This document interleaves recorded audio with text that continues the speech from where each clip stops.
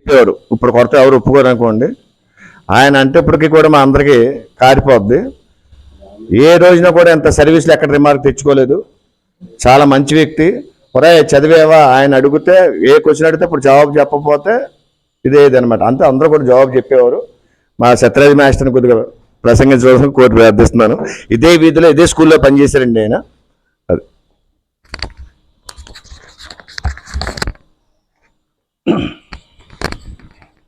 వేదిక అలంకరించినటువంటి గురువు గారికి, డాక్టర్ గారికి, మాస్టర్కి, మీరు నాతో టీచర్ అని ఇప్పుడే నాకు తెలిసింది. డైరెక్టర్ గారికి, గురువు గారికి, మా ఓలేటి సత్యనారాయణ గారు సంఘ కార్యకర్తలు, గత పాత మిత్రులు మేము, చక్రత్రినాథ్ గారు, వీళ్ళందరికీ, మేడమ్స్ అందరికీ నమస్కారాలు. విద్యార్థులందరికీ నా ఆశీస్సులు. నేను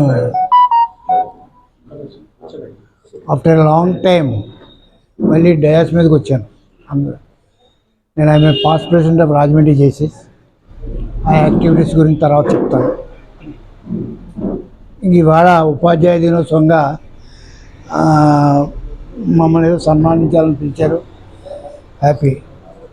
మాలాంటి వృద్ధులను సన్మానించడం కన్నా ప్రస్తుతం పనిచేస్తున్నటువంటి వాళ్ళని సన్మానించి వాళ్ళని ఎంకరేజ్ చేస్తే బాగుంటుందేమో అని మా శిష్యుడికి సలహా ఇస్తూ, ఇక రెండోది మరి ఎవరు మన డాక్టర్ సర్వేపల్లి రాధాకృష్ణ గారు ఈ ఊర్లోనే ఉద్యోగం చేయడం,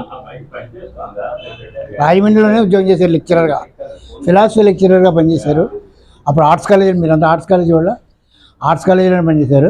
అయితే ఇప్పుడు మీరు చదివే ఆర్ట్స్ కాలేజీ కాదు, ఇక్కడ జూనియర్ కాలేజీ ఉంది కదా, ఇప్పుడు ఆ గవర్నమెంట్ జూనియర్ కాలేజీలో ఉండేది ఆర్ట్స్ కాలేజీ అట.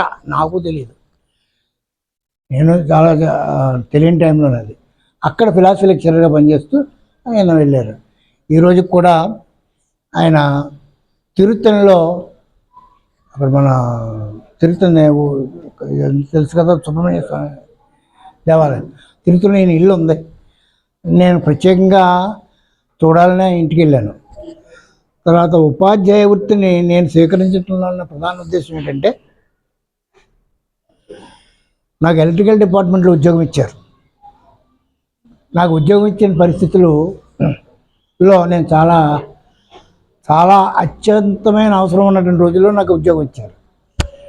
అయితే నాకు ఏమనిపించిందంటే, ఈ గుమస్తా ఉద్యోగంకి వెళ్ళి ఏదో అవ్వడం కన్నా నోట్లోనే 4 అక్షర ముక్కలు నేర్చుకుని బయట వాళ్ళకి ఏది చెప్పి డబ్బులు సంపాదించుకున్న బెస్ట్, 4 ట్యూషన్ చెప్పుకుంటే డబ్బులు వస్తాయని ఉద్దేశంతో నేను ఈ ఉపాధ్యాయ వృత్తికి మొగ్గు చూపెట్టి, అంత కష్టకాలంలోనూ కూడా దరిద్రోటి ధవళేశ్వరం అంతనే ఒక శ్లోకం ఉంది. ఇక్కడ బొబ్బాసి పళ్ళు అమ్మేవాడు జ్ఞాపకం ఉందో లేదో మీకు, ముసలోడు బాగా చిన్నప్పుడు, ఆడు తాత ఎంత సంపాదించి బొబ్బాసి పళ్ళు అంటే ఆడు అనేవాడు, దరిద్రోటి ధవళేశ్వరం అంతని 2 ఎకరాలు అమ్మేసానండి అనేవాడు. జ్ఞాపకం ఉందా సత్యనారాయణ గారు? రాజుగారు కొట్టేదారు అమ్మేవాడు కదా. అలాగా మేము ఏదో మర్చిపోయిన సబ్జెక్టు మధ్యలో టీచర్గా వచ్చి ఇక్కడ ఏదో చేసుకున్నారని. టీచర్గా వచ్చిన తర్వాత నేను కొంచెం పాఠం చెప్పడంలో కొంచెం వీక్గా ఉండేవాడిని నిజం చెప్పాలంటే.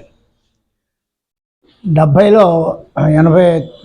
నేను ట్రైనింగ్ కాలేజీలో టీచర్గా జాయిన్ అయ్యాను, బీఈడీ చేరినప్పుడు నిజంగా పాఠం చెప్పడం అంటే ఏంటో అక్కడే నేర్చుకున్నాను. అక్కడ ఆర్ట్స్ కాలేజీలో ఇంకో ఇంగ్లీష్ లెక్చరర్ ఉండేవారు, తనికెళ్ళి శ్రీరామూర్తి గారని ఒక ఇంగ్లీష్ లెక్చరర్ ఉండేవారు. నడిమొల్ల గారిని principal, notorious principal, highly discipline principal. పేరు ఇప్పటికీ కాలేజీలో ఎక్కడ ఉంటుంది ఆయన పేరు, నడిమొల్ల, ఎండి నడిమొల్ల. ఆయన దగ్గర అందరూ సూట్ వేసుకునే రావాలి క్లాస్కి lecturers, except this fellow Tanikella Sriramamurthy గారని. ఇలాగా పంచికట్టు ఇలా చేసుకొచ్చేవారు. ఆయన క్లాస్లో ఎలా వచ్చాడు, English scholar, Sanskrit scholar, Telugu scholar. ఆయన క్లాస్లో ఇంట్రడ్యూస్ చేసుకునేవాడు. ఎలాగంటే, I'm known as Kanchukonda Sriramamurthy from training college arts college since long back. I do not know why the people call me like this. Perhaps my tone become kanchu, so that people might call Kanchukonda Sriramamurthy. చక్కగా చెప్పేవాడు. ఏం చెప్పినా మొట్టమొదట Shakespeare drama text book చూసుకోకుండా చెప్పేవాడు ఆయన. Macbeth డ్రామాలో ఎన్నో చెప్పేవాడు. అలాగా ఆయన దగ్గర నుంచి ఇంగ్లీష్ నేర్చుకున్నాం. పోయిటరీ ఎలా చెప్పాలో ఆయన దగ్గర నేర్చుకున్నాం. తెల్లవారుజాము 4 గంటలకు వెళ్ళేవాళ్ళం దానవాయిపేట ట్యూషన్కి, ఆయన దగ్గర ట్యూషన్కి. ఆ పార్క్ దగ్గర ఉండేవాడు ఆయన. తెల్లవారుజాము 4 గంటలకు వెళ్ళి ఆయన శ్లోకాలు చదువుకుంటూ ఉండేవాడు. మేము 4 గంటలు మరి కూర్చుందామా, ఎప్పుడు ఇంగ్లీష్ మాట్లాడేవాడు కాదు. మరి కూర్చుందామా, కూర్చుందాం, పాఠం మొదలెట్టేవారు. మేము మాస్టర్ నమ్మండి నమ్మకమండి, అటువంటి టీచర్ ఇప్పటికీ ఉండడు. అయితే ఇప్పుడు స్టిల్ అలైవ్ విజయవాడలో ఉన్నాడు ఆయన.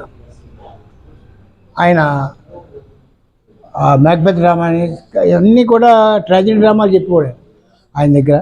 కనుక ట్రైనింగ్ కాలేజీలో మీకు జ్ఞాపకం ఏమన్నా తెలుసో లేదో, ఏఎల్ఎన్ మూర్తి గారని ఒక లెక్చరర్ ఉండేవారు. ఆయన ఆర్జేడీ చేసి రిటైర్ అయ్యారు. ఆయన సోషల్ స్టడీస్ పాఠం చెప్పేవారు. మీరు ఎక్కడ ట్రైనింగ్ అయ్యారో నాకు తెలియదు. ఆయన దగ్గరనే మేము పాఠాలు చెప్పడం నేర్చుకున్నాం. ఆ తర్వాత నుంచి నేను నా వృత్తిని కొంచెం పదును పెట్టడం మొదలెట్టాను. ఆ పదును పెట్టడంలో సక్సెస్ అయ్యాను అనుకున్నా.